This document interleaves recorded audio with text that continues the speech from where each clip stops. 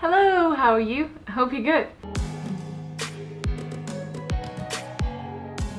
I am so excited to finally share this with you guys. I have been looking for a way to showcase my wand collection for so long, and I was in no way prepared to spend that much money on a case or a stand that usually they ask for. So personally, I only bought one thing, so this is like a £12 investment, and I'm so happy with how it turned out. So you can see the wand stand right there. It's very simple. I just wanted to share this with you in case you have the same type of problem. I know we have such hard lives, but if you're also wanting something like that, you could also make it because it's so easy. You don't actually even have to do anything. You can just keep it like as a clear acrylic if you buy this stand or something similar. I wanted it to look like wood and also to match this one because I painted this from white. I will link everything in the description bar or something similar in the description bar, everything that I used. So the actual stand I found through Amazon. You can find probably something similar to eBay. I really wanted something that would be basically this.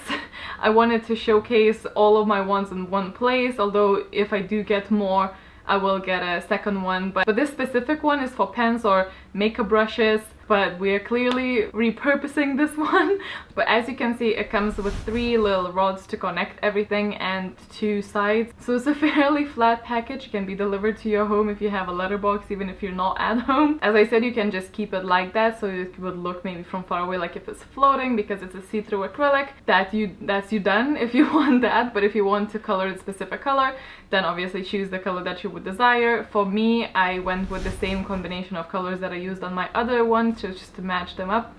And I also really like that kind of color. It's very woody for me. You can just use one color, but I always like to mix a few together to get like a desired effect, and also because that way you have a combination of a little bit of a different shade every time, so it feels more natural to me. I use brown under the name, I think, Burnt Amber. Then I use the black, red color, and this sort of toned down mustard color. You will also need somewhere to mix these colors, so I'm using my super old palette, but any piece of paper that doesn't soak through will do. I use some old brushes. You can use any brush again, but I would recommend brush with like kind of thick bristles so you could actually see the strokes, because for me that's like a more of a wooden effect. Then for very simple detailing, I use this golden pen that came into a pack of like metallic pens, so I will link that down below as well. I originally planned on putting a top coat on, so if you skip the metal detail, like the golden detail, I would still recommend to use a top coat. It solidifies everything, but I tried on a piece of paper and it seemed like the golden smudge a little bit, so I just didn't want to risk it. And very lastly, I used a bit of baking paper to cover my desk so I don't smudge anything. It's a perfect cover for any surface. I feel like people really should use baking paper for a lot of their crafts because it's so good. So then I just assembled it very quickly and turned it on the side, and then continued to coat everything that I could reach from that side 2 times. The paint actually dries relatively quickly, so by the time I was done with the lower bit, the top bit was dry, so I could start a second layer. The second layer obviously took a little bit more time to dry, but still, really, it doesn't take that long, so you can definitely do this in an hour or so. 2 coats of acrylic paint is really all you need for this. You might want to have a 3rd coat depending on how thick you were placing the first ones. I wasn't sure if the paint's gonna stick to it properly, so I had like a nail file next to it because I don't have sandpaper to like roughen it up, but actually it didn't make any difference. I tried on a little bit and the paint seemed to be sticking to it literally the same. So if you use acrylic paint, you'll have no problems with this. So yeah, 2 coats on this side, then I turned it over and continued to do the 2 coats on the other side.